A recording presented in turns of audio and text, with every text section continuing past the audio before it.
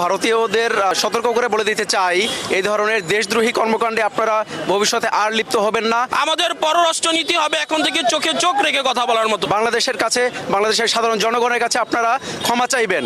আমরা আপনাদেরকে বন্ধু রাষ্ট্র হিসেবে দেখি, আমাদেরকেও শত্রু হতে বাধ্য করবেন না।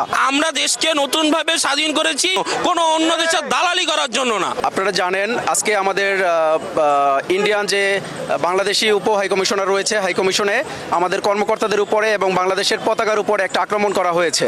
এইটার তীব্র নিন্দা এবং প্রতিবাদ জানিয়ে আমরা ভাটেরা জাতীয় নাগরিক কমিটির প্রতিনিধির সদস্যের পক্ষ থেকে একটি মশাল এবং বিক্ষোভ মিছিলের আয়োজন করেছি।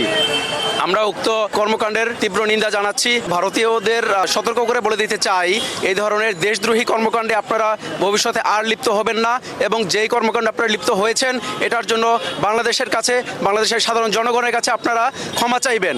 আমরা আপনাদেরকে বন্ধু রাষ্ট্র হিসেবে দেখি, আপনারা সেই মর্যাদাটুকু, আপনাদের নিজেদের মর্যাদা আপনারা ক্ষুণ্ণ করতে চাইবেন না। আমরা স্পষ্টভাবে বলে দিতে চাই, বাংলাদেশের সাধারণ মানুষকে আপনারা কখনো শত্রুর চোখে দেখবেন না, আমাদেরকেও শত্রু হতে বাধ্য করবেন না। আপনাদেরকে আমরা ধর্ম নিয়ে কোনো প্রকারের সাম্প্রদায়িকতা সৃষ্টি করতে চাই না।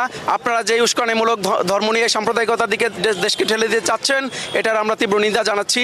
আমরা স্বাধীন এবং সার্বভৌম রাষ্ট্র হিসেবে বাংলাদেশকে আপনারা যেন আমাদেরকে থাকতে দেন এবং আমরাও আপনাদেরকে বন্ধু রাষ্ট্র হিসেবে মেনে নিতে পারি, সেই রকম আপনারা আচরণ ব্যবহার ততটুকু হওয়া আমাদের কাছ থেকে প্রত্যাশা করেন।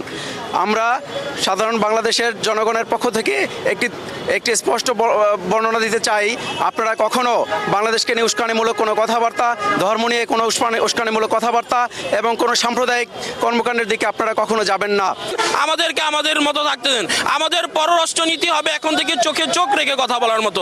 আমাদের পররাষ্ট্রনীতি এই না আপনারা যেই সমস্ত জিনিসপত্র আমাদের উপরে চাপাই দিবেন, আমরা সেই সমস্ত জিনিসপত্র নিয়ে আমরা চলবো। এই পররাষ্ট্রনীতিতে এখন আর আমরা বিশ্বাস করি না।